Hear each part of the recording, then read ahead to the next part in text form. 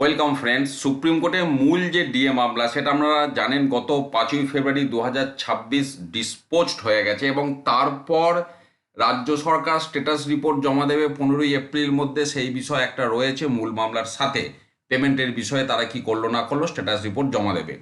কিন্তু এর সাথে নতুন করে ডিএ মামলার প্রসঙ্গে যে বিষয়গুলি আবার আসর সাজিয়েছে তার মধ্যে প্রথম হচ্ছে রাজ্যের মডিফিকেশন অ্যাপ্লিকেশন, যেটা সুপ্রিম কোর্টে আমরা দেখতে পাচ্ছেন ওয়েবসাইটে এসে গেছে, the state of West Bengal versus confederation of state government employees. তবে আপনার হিয়ারিং বা এটা নিয়ে পরবর্তী যে কবে কি শুনানি হবে সেই বিষয়ে আপডেট নেই। কিন্তু এর সাথে আমি যে বিষয়টা যাব, এই মামলাটার সাথেই যদি আমরা ট্যাক্ট ম্যাটারটা দেখি, এখানে দেখুন ওই মডিফিকেশন অ্যাপ্লিকেশনের সাথে কিন্তু তিনটে কন্টেম্পট মামলাও একসাথে জুড়ে গেছে। একটি হচ্ছে confederation of state government employees, তাদের কন্টেম্পট মামলা এখানে দেখতে পাচ্ছেন কন্টেম্পট। তারপরে সরকারি কর্মচারী পরিষদ, তাদের কন্টেম্পট দেখতে পাচ্ছেন কন্টেম্পট পিটিশন।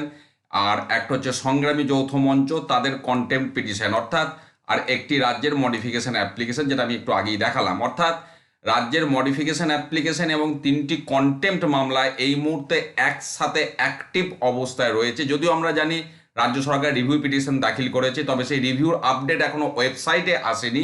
সেই রিভিউর আপডেট এলে সেটাও আমি আপনাদের সাথে শেয়ার করব।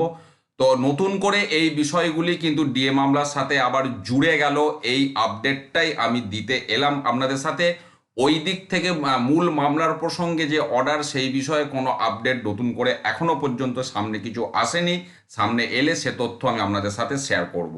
ভালো থাকুন, সুস্থ থাকুন, ধন্যবাদ।